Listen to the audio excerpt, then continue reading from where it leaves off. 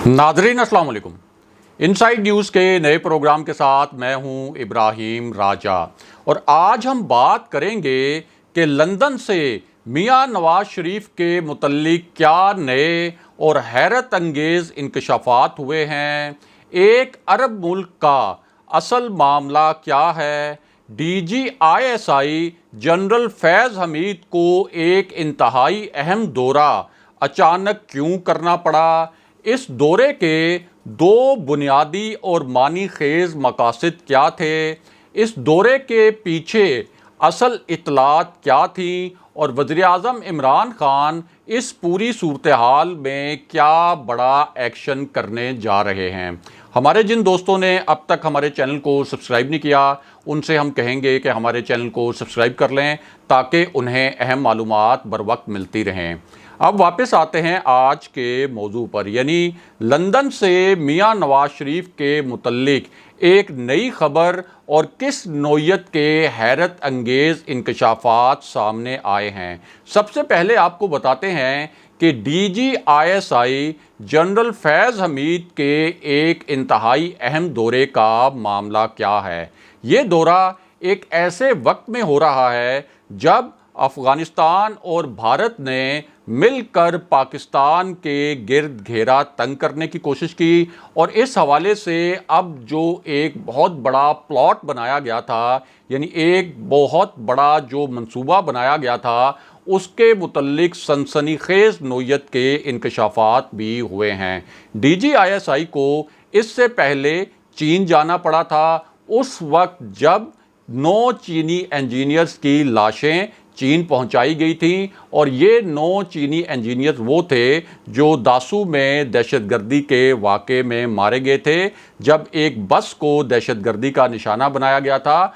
और ये बस एक खाई में जाकर गिर गई थी। बाद में चीन की तहकीकाती टीम पाकिस्तान पहुंची, पाकिस्तानी तहकीकाती टीम ने चीन की तहकीकाती टीम के साथ मिलकर इस पूरे वाक़े को जब इंटेरोगेट किया तो पता ये चला कि इस वाक़े के पीछे ना सिर्फ अफ़गानिस्तान की जो एक सीक्रेट एजेंसी है वो थी, बल्कि साथ ही रा के साथ उनका एक लाइजोन था और इन दोनों एजेंसीज़ ने मिलकर इस बस को निशाना बनाया ताकि पाकिस्तान में सी पैक को बिल्कुल रोल बैक करवाया जा सके। अब इस पूरी सूरत हाल में कुछ और तशवीशनाक इतलात भी पाकिस्तान को मिल रही थी जो कि मिलिट्री क़यादत के पास भी थी, ख़ास तौर पर ISI के पास। ये इतलात वज़ीर-ए-आज़म इमरान खान से भी शेयर की गई थी और इस हवाले से एक तफसीली ब्रीफिंग भी हुई थी। उस ब्रीफिंग के बाद अब ये फ़ैसला किया गया है कि DGISI जनरल फैज़ हमीद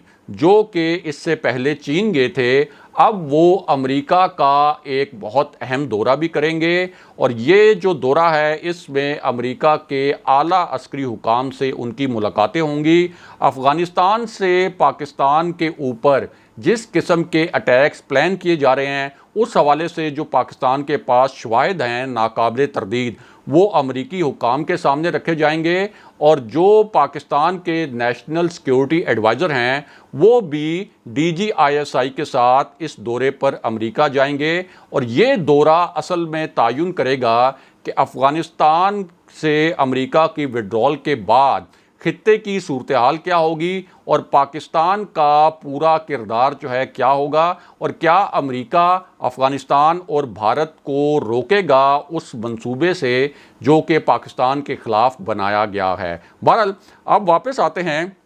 कि मियां नवाज शरीफ के मुतल्लिक किस किस्म के नए इंकशाफात अब लंदन से हुए हैं और आपको अक़वाम मुत्तहिदा की एक रिपोर्ट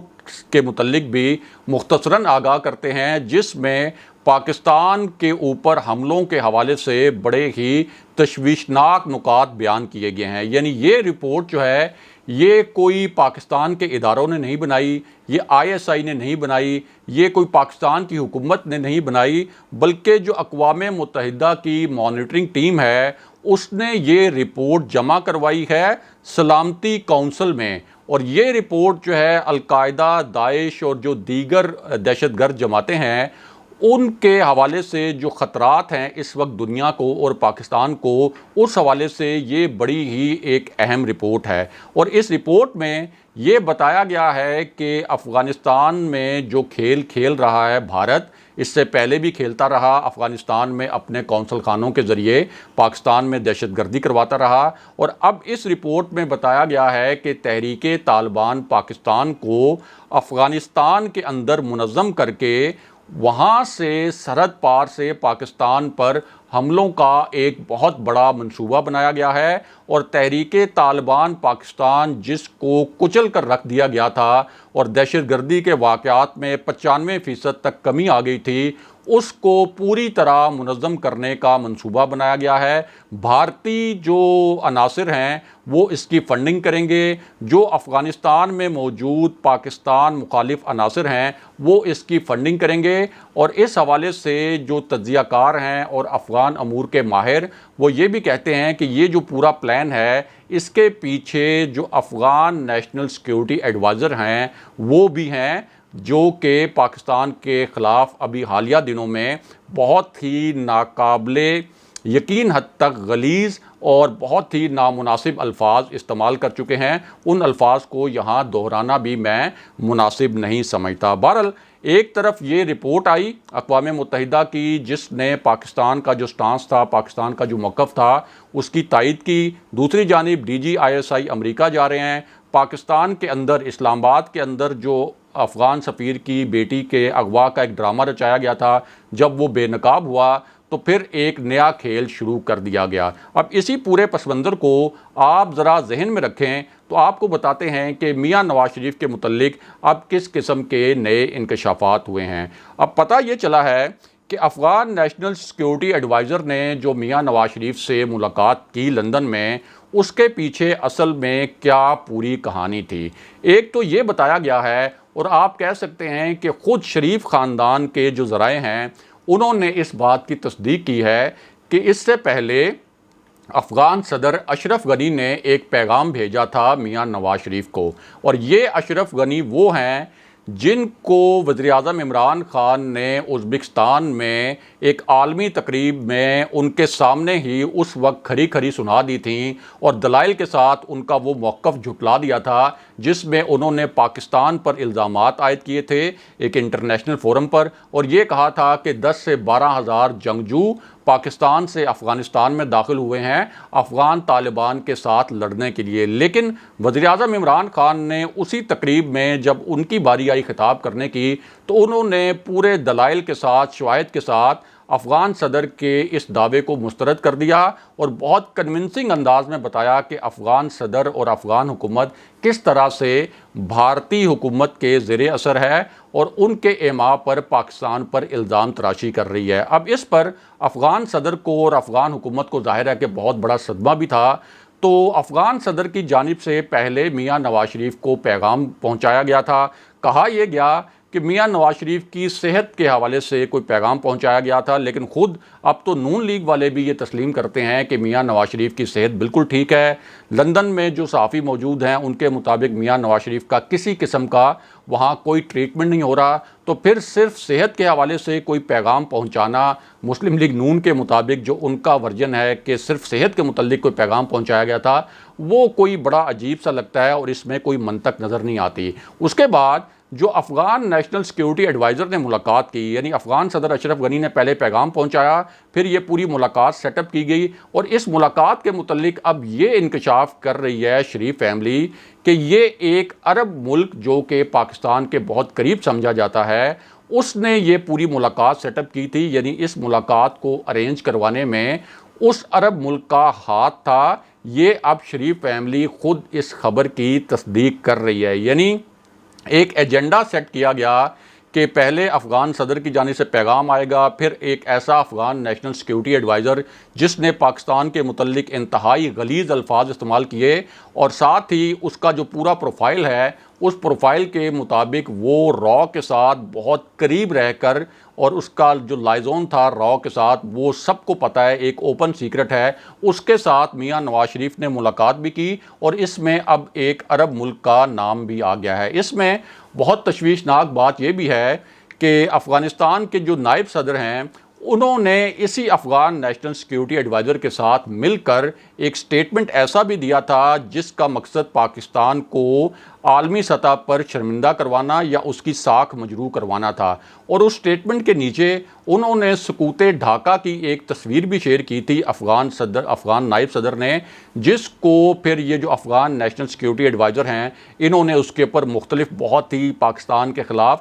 زہریلے قسم کے کامنٹس بھی کیے تھے۔ تو اس پوری صورتحال میں جب ہم کہتے ہیں کہ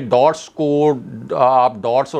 کو کنیکٹ کریں اور نقطوں سے نقطے ملائیں اور ساری کڑیاں جوڑیں، تو آپ کو پتہ چل جائے گا کہ یہ اصل میں پاکستان کی ریاست کو بلیک میل کرنے کی کوشش تھی کہ عرب ملک کا سہارا لیا جائے، اس کے ذریعے افغانستان کے ان عناصر سے ملاقات کی جائے جن کے بارے میں پاکستان نے افغانستان کی حکومت کو باقاعدہ آفیشلی